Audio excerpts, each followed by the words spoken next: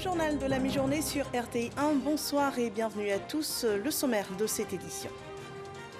Le premier conseil des ministres du nouveau gouvernement se tient ce jour. Les 37 personnalités qui composent la nouvelle équipe gouvernementale devront relever le défi d'une Côte d'Ivoire solidaire et compétitive. Le chef de l'État, Alassane Ouattara, a dit attendre beaucoup de cette nouvelle équipe. Les acquis des réformes pour le développement du secteur avicole sont présentés dans ce journal. La filière est fructueuse, elle fait au moins 250 milliards de francs CFA et elle est en train de permettre à la Côte d'Ivoire de gagner la bataille de l'autosuffisance en viande et produits de volaille. Un sujet qui est développé dans le dossier EcoPlus de ce journal.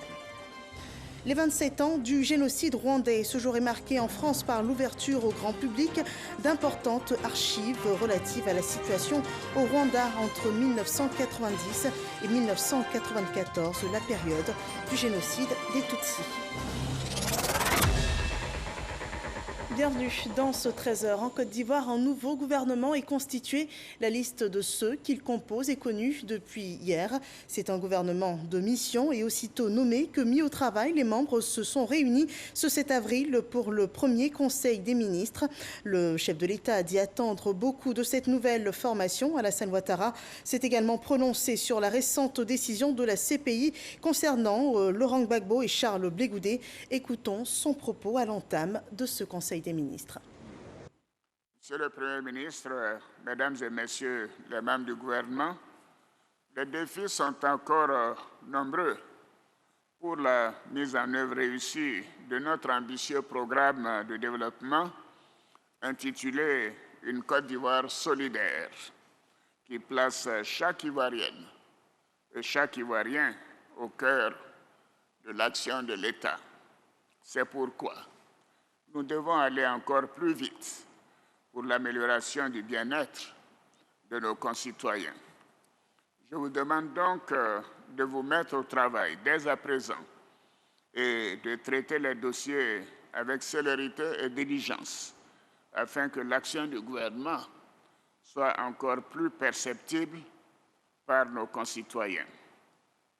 Par ailleurs, je vous demande, Monsieur le Premier ministre, de me produire régulièrement un document d'évaluation du travail des différents membres du gouvernement. Ce document permettra de suivre l'action gouvernementale et de juger individuellement chacun des ministres. Monsieur le Premier ministre, Mesdames et Messieurs les membres du gouvernement, Mesdames et Messieurs les ministres, Mesdames et Messieurs, comme vous le savez, la Cour pénale internationale a rendu le 31 mars dernier sa décision sur l'appel du procureur relatif au procès de M. Laurent Gbagbo et Charles Blé Goudé. Nous en prenons acte. J'ai bien évidemment une pensée émue pour les victimes et leurs familles. Je voudrais les assurer de notre compassion et de notre soutien.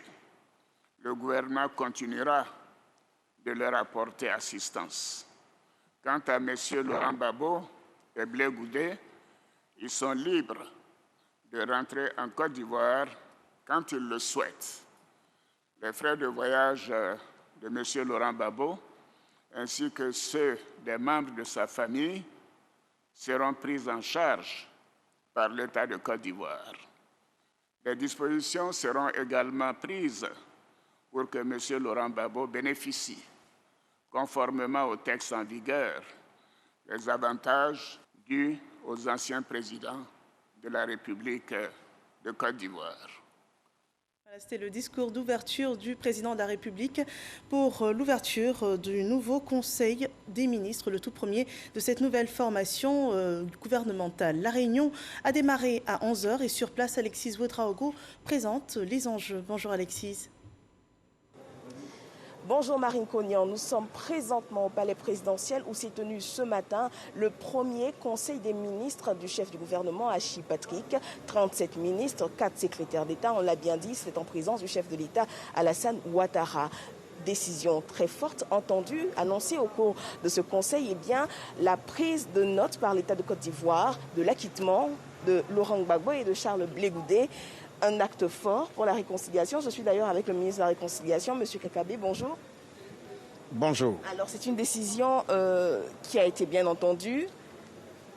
Président Gbagbo et Charles Blé Goudé ont été acquittés par la CPI. Quel commentaire en faites-vous? Je n'ai pas de commentaire particulier. Je vais simplement m'en tenir, n'est-ce pas, à la réaction du président de la République, qui a pris acte de leur libération, de leur acquittement, en plein Conseil des ministres. J'avoue que pour moi, qui suis issu d'un parti autre que le RHDP, j'apprends à découvrir la grandeur de l'homme, le président de la République, son humilité et son sens de l'intérêt général. Vous avez entendu vous-même, comme moi, ce qu'il a dit et qui facilite en réalité la tâche du ministre de la Réconciliation que je suis. D'ailleurs, il y a 3 mois, je l'ai dit et je ne me suis pas trompé, je me rends compte au fil du temps que je trouve le président de la République dans une bonne disposition d'esprit pour aller à la réconciliation et à la paix. Nous autres, que ce soit le ministre que je suis, que ce soit l'ensemble des Ivoiriens, y compris la classe politique, nous devons saisir cette opportunité et accompagner le chef de l'État dans cet élan pour que la paix revienne définitivement, pour rebâtir la cohésion sociale, rebâtir la stabilité dans ce pays et faire en sorte que nous puissions donc penser à l'avenir de nos enfants. C'est le plus important pour moi. Autre annonce très importante, celui d'un regard plus poussé sur la bonne gouvernance et la lutte contre la corruption avec l'érection du ministère de la haute gouvernance et de la lutte contre la corruption. Il sera question ici de travailler à ce que toutes les couches de la population, avec ce suivi-là, puissent réellement ressentir l'impact de cette Côte d'Ivoire qui a engrangé de très bons résultats ces dernières années. Voilà, merci Alexis Ouedraogo pour le débrief de cette rentrée gouvernementale. Le secrétaire général de la présidence de la République a annoncé donc hier le nom des 37 ministres et 4 secrétaires d'État qui auront la tâche de travailler à la croissance de la compétitivité économique de la Côte d'Ivoire. On découvre ces ministres dans cet élément proposé par Alexis Ouedraogo. Le nouveau chef du gouvernement, Patrick Achi, a désormais son équipe pour dérouler l'action gouvernementale. La liste des 37 membres a été rendue publique ce mardi avec de nouveaux visages peu connus du grand public qui font leur entrée en scène à l'exemple de Arlette Badou Merdara qui récupère le portefeuille de la culture. Pierre Damba, la santé, Thomas Camara, les mines, Bouaké Fofana, la salubrité, Adama Camara, l'emploi, Jean-Luc Assis, l'environnement, Alcide Djedje, l'intégration, Amadou Koulibaly, la communication. Avec eux, 3 ministres d'État, Kandia Camara au rang de ministre d'État, ministre des Affaires étrangères de l'intégration africaine, Kobenan Kwasi Adjoumani, ministre d'État, ministre de l'Agriculture et du Développement rural, Téné Birahima Ouattara, ministre d'État, ministre de la Défense. Au compteur, 8 femmes, un clin d'œil au genre, avec en tête de file Nasseneba Touré au ministère de la Femme. 2 nouveaux secrétaires d'État, Clarisse Maï, secrétaire d'État aux affaires sociales, et Célestin Serido, chargé des affaires maritimes. Il y a ceux dont les fonctions sont affermies, à l'exemple du secrétaire d'État Epiphane Zoro, qui porte désormais le costume plein de ministre de la bonne gouvernance. Ceux qui changent de fauteuil dans un registre complètement différent faisant face à de nouveaux challenges, comme Anou Loto à la fonction publique, Mariatou Kone à l'éducation nationale, Miss Belmondo Dogo à la solidarité, et bien sûr les inamovibles comme le ministre du Plan et du Développement Nialé Kaba.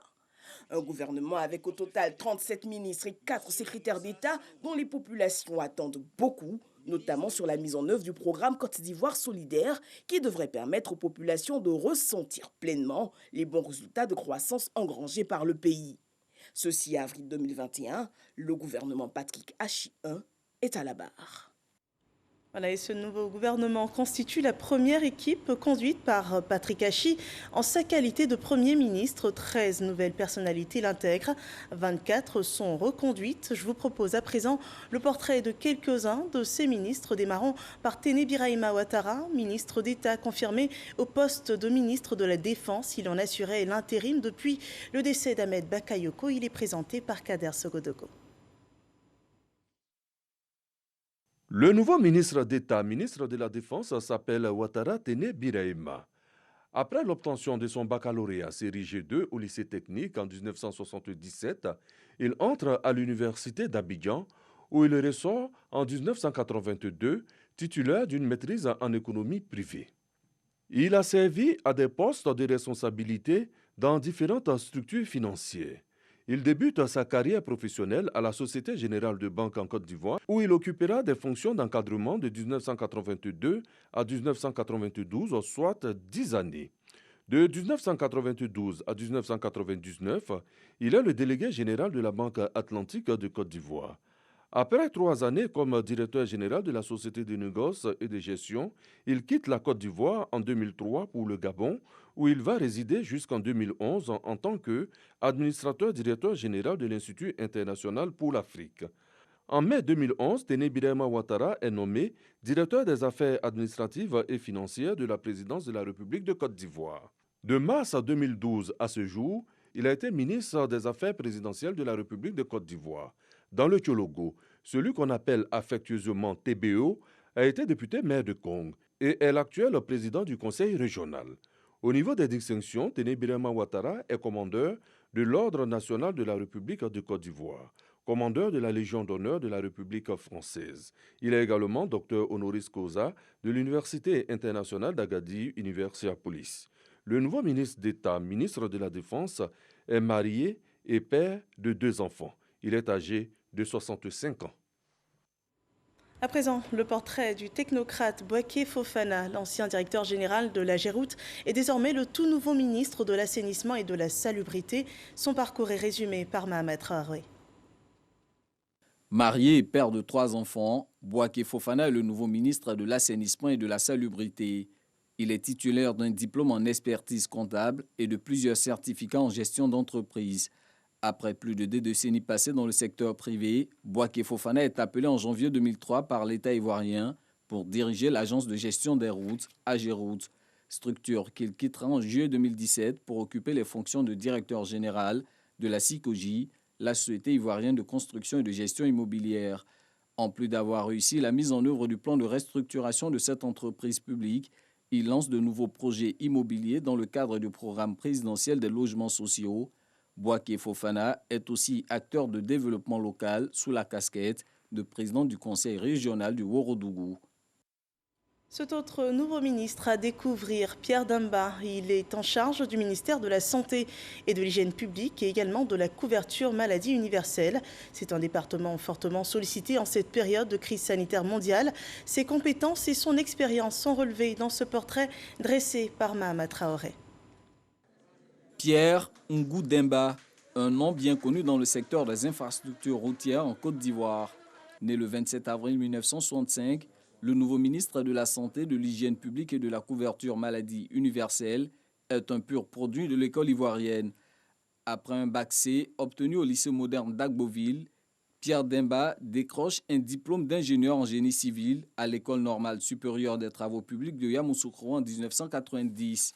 Il va ensuite se spécialiser en infrastructures de transport, en gestion de projets internationaux, en développement urbain et en décentralisation. Qualification qui va lui valoir un poste de chargé d'études au BNET et des postes de responsabilité les années qui suivront. Coordonnateur du programme d'amélioration des quartiers sous-équipés en 1997, chef de la mission d'appui à la conduite d'opérations municipales en 2003, coordonnateur du projet d'urgence d'infrastructures urbaines en 2008 et du projet de renaissance des infrastructures de Côte d'Ivoire en 2013. En août 2017, Pierre Demba est nommé directeur général de l'agence de gestion des routes, AGERoutes, poste qu'il occupait jusqu'à sa nomination ce mardi 6 avril comme ministre de la Santé. Il revient désormais à l'actuel président du conseil régional de l'Agné-Bitiassa de coordonner l'ensemble des actions de lutte contre la Covid-19.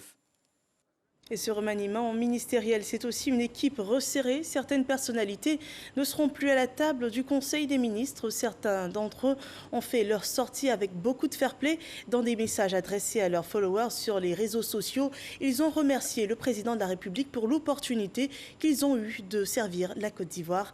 Alexis Ouedraogo revient sur ce fait. L'annonce d'un communiqué de la présidence de la République pour ce mardi a cristallisé lundi toutes les attentions. Très vite, les rumeurs courent sur la toile, on s'amuse à des pronostics. En fin de journée, fait inédit, plusieurs membres du gouvernement révèlent via leur page qu'ils ne seront pas reconduits dans leurs fonctions au sein du nouveau gouvernement, dans un esprit fair-play. Le ministre Mamadou Sanogo a le plaisir de vous informer qu'il lui a été signifié à 20h30 qu'il ne fera pas partie des membres du nouveau gouvernement. J'informe mes amis et sympathisants que je ne ferai pas partie du nouveau gouvernement. En 11 ans, j'ai servi la Côte d'Ivoire pendant 36 mois au sommet de l'État en compagnie d'autres cadres de notre pays. C'est un privilège pour lequel je rends grâce à Dieu. Certains félicitent les nouveaux entrants. Maître Adama Kamara et Nasseneba Touré, je vous adresse mes vives félicitations. Vous avez toutes nos bénédictions et qu'Allah vous accompagne pour la réussite de vos différentes missions. Une démarche saluée par les populations qui espèrent, elles, une scène politique autant détendue. Le nouveau gouvernement nommé est mis en mission pour une Côte d'Ivoire solidaire qui rayonne sur tous les secteurs d'activité, également sur tous les marchés internationaux. Intéressons-nous à présent à l'aviculture. Ce secteur est en pleine croissance. Il contribue à hauteur de 250 millions de francs CFA au PIB et emploie au moins 250 000 Ivoiriens. La filière avicole a connu un essor grâce au plan stratégique de renforcement de l'aviculture. Une belle opportunité pour les investissements locaux et également étrangers. Un second plan stratégique est envisagé. Mais avant le lancement, faisons le point du précédent. Aura-t-il permis à la Côte d'Ivoire de gagner la bataille de l'autosuffisance en viande et produits de volaille? Réponse dans ce numéro EcoPlus proposé par Jean-Luc Mambo. Pour répondre aux besoins de plus en plus croissants des populations en protéines animales, la Côte d'Ivoire a initié dès les années 60 divers programmes de développement des ressources animales. Pour le secteur avicole, les premiers programmes ont porté essentiellement sur la création de centres d'élevage avicole dans certaines villes du pays, avec pour objectif d'assurer l'encadrement technique des opérateurs et leur approvisionnement en intrants. C'est le point de départ de l'aviculture moderne en Côte d'Ivoire. Aujourd'hui, le secteur avicole ivoirien est une filière complète avec tous les maillons de production en place: reproducteurs, couvoirs, usines d'aliments, abattoirs modernes. Il y avait une projection qui a été faite en 2012. Nous visions 2 kg par habitant par an à partir de 2020 et 56 œufs par habitant par an pour la même période. Mais aujourd'hui, ce sont des objectifs qui sont complètement dépassés. Une filière avicole minutieusement organisée dont le succès repose sur une étroite collaboration entre l'État et le secteur privé. L'État a en effet pris plusieurs décisions fortes pour protéger la filière et garantir sa compétitivité. L'une des plus productives est l'instauration de l'indemnité compensatoire. La fixation du prélèvement compensatoire au niveau actuel a permis de créer un environnement concurrentiel assaini et apaisé, ce qui est indispensable pour la confiance des opérateurs. Cette confiance étant mise en place, les opérateurs ont investi massivement pour augmenter les capacités de production, pour moderniser leurs installations. Nous avons ainsi investi depuis 2012 plus de 100 milliards donc, dans la construction de nouvelles usines, dans la construction de nouveaux couvoirs, dans la construction de fermes modernes. Par ailleurs, plusieurs plans d'investissement, aussi bien privés que publics, ont permis à la filière avicole ivoirienne d'être l'une des plus enviées de la sous-région. La mise en place du fonds de garantie du secteur avicole a permis de financer, par exemple, à hauteur déjà d'environ 100 millions et qui est utilisé aujourd'hui par le ministère de la promotion de la jeunesse et de l'emploi jeune, à travers l'agence emploi jeune, pour financer le projet d'insertion de 3300 jeunes dans le secteur avicole. Et là encore, nous sommes sur un financement qui est plus à presque 1 milliard, avec des mobilisations déjà réussies de plus de 600 millions. Notons que la filière avicole réalise un chiffre d'affaires annuel de plus de 40 milliards de francs CFA. La production de viande de volaille est passée de 18 000 tonnes en 2011, soit 0,90 kg par habitant et par an, à 56 000 tonnes en 2018. En parallèle, la production d'œufs a doublé avec une consommation d'œufs par habitant à 67 œufs par an. Néanmoins, beaucoup reste à faire au vu du potentiel de l'aviculture ivoirienne. C'est vraiment l'objectif que nous nous fixons, de continuer à développer la production, à augmenter la consommation de viande de volaille par les Ivoiriens en réussissant à proposer des produits à des prix abordables. Nous pouvons nous vanter d'être la filière qui n'a pas augmenté ses prix depuis 2012. Les prix de viande de volaille et d'œufs ont baissé depuis 2012, mais nous voulons encore aller plus loin. Et pour cela, nous devons travailler sur tous les maillons de la filière. La commercialisation notamment. Plus particulièrement, la protection des petits éleveurs souvent confrontés à la recherche de débouchés ou soumis aux dictats des grands acheteurs. Il y a beaucoup plus de clients, mais il n'y a pas de bons payeurs. C'est ça le problème. Ils viennent, ils prennent, pour payer, c'est un problème. Il y a une grande structure qui me doit 2 110 000, qui refuse de payer. Je fais comment? Je fais comment pour vivre? Cette jeune opératrice aspire à plus grand, mais reste bloquée par l'obstacle financier. On veut fabriquer l'aliment ici pour les sujets que nous avons et puis peut-être vendre aussi à d'autres fermes. Les clients, s'ils peuvent quand même nous aider à payer régulièrement leur crédit, ça va beaucoup nous soulager, ça va nous arranger à pouvoir terminer le bâtiment. La Côte d'Ivoire dispose d'un marché important et protégé où la consommation de volaille par habitant augmente. Mais le pays reste tout de même très loin des standards mondiaux. C'est pourquoi un second plan stratégique de relance de l'aviculture est envisagé.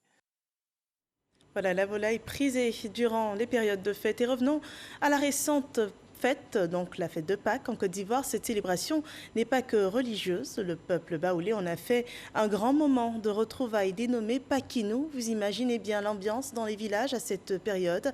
Chants, danses, mais aussi cuisine du terroir.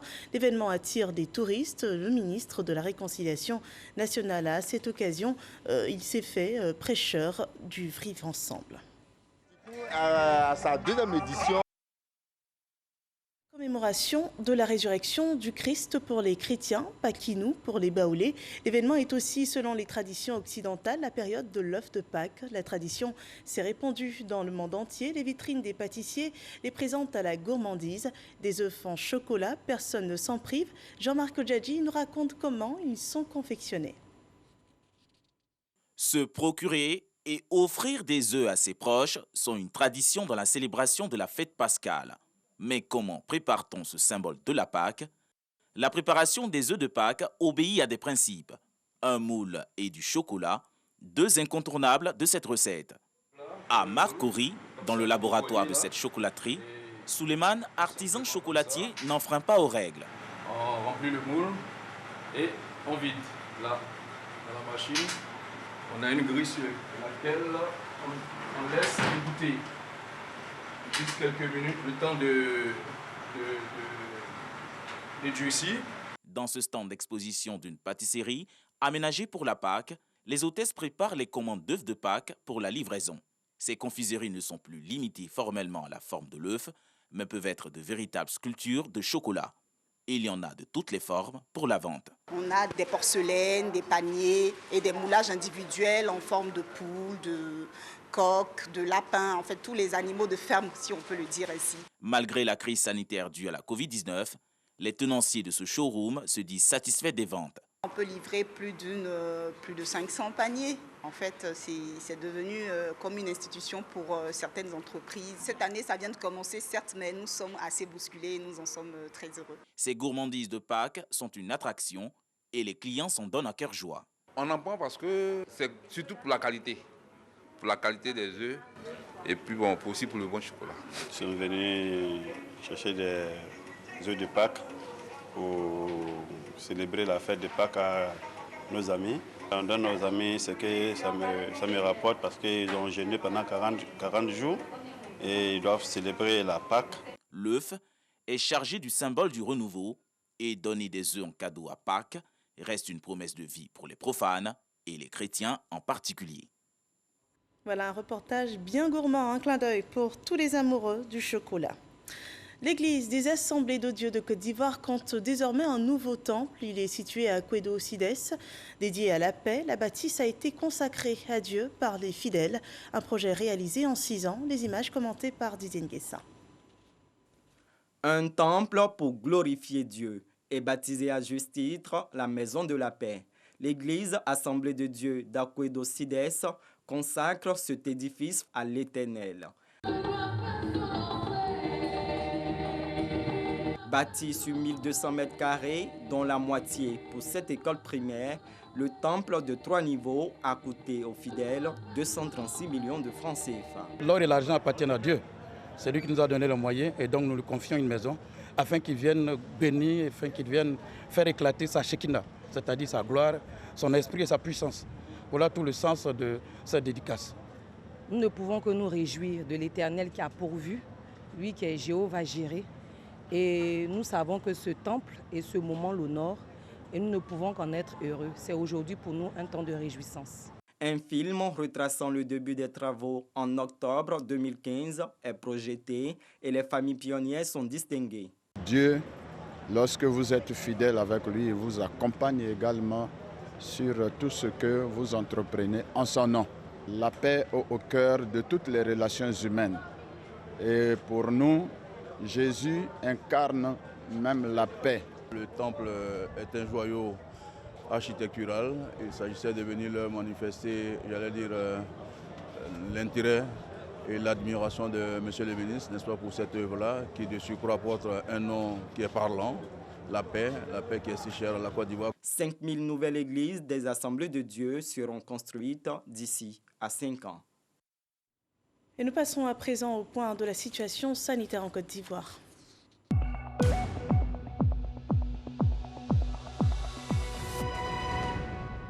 Le dernier bilan de la pandémie annonce 13 nouveaux cas de Covid-19, 692 nouvelles guérisons et également aucun cas de décès, ce qui fait un total de 44 854 cas confirmés en Côte d'Ivoire, dont 43 130 personnes déclarées guéries, 256 personnes malheureusement décédées. Il reste encore 1468 cas actifs. Le point de la vaccination, au moins 49 498 personnes ont été vaccinées contre la Covid-19 en Côte d'Ivoire. Autre point d'information, le procès sur le bombardement de Bouaké a repris avec l'affaire des suspects interpellés puis relâchés au Togo, une des zones d'ombre de ce dossier, car la France alertée n'a pas donné de suite. Et jusqu'à qui est remontée cette information dans les hautes sphères françaises? C'est la première question qu'a essayé de démêler la Cour qui se penche sur le bombardement du 6 novembre 2004. 10 personnes avaient été tuées dans l'attaque du camp militaire français de la force Licorne par 2 avions Sukhoi pilotés par des mercenaires russes et leurs copilotes ivoiriens. Au Rwanda, ce 7 avril commémore la 27e année du génocide des Tutsis, une commémoration partagée par la France qui ce mercredi a ouvert au grand public d'importantes archives relatives à la situation du Rwanda entre 1990 et 1994. Il s'agit d'archives de l'ancien président François Mitterrand ainsi que celles de son premier ministre de l'époque, Édouard Balladur, auquel une commission d'historiens a eu accès pour produire un rapport pointant fin mars dernier les responsabilités de la France au Rwanda sur cette période. Notons que quelques 800 000 personnes, majoritairement Tutsis, ont été exterminées dans des conditions abominables entre avril et juillet 1994. Nous rappelons que s'est tenu ce jour le premier conseil du nouveau gouvernement ivoirien. L'équipe conduite par Patrick Achi devra relever le défi d'une Côte d'Ivoire solidaire et compétitive. Le chef de l'État a dit attendre beaucoup de cette nouvelle formation. Le point complet de cette première réunion du nouveau gouvernement vous sera présenté au cours de nos prochaines éditions. C'est ici que prend fin ce journal. Merci de l'avoir suivi. À 15h, l'information de nos régions sur RTI 1. Je vous souhaite un très bon après-midi.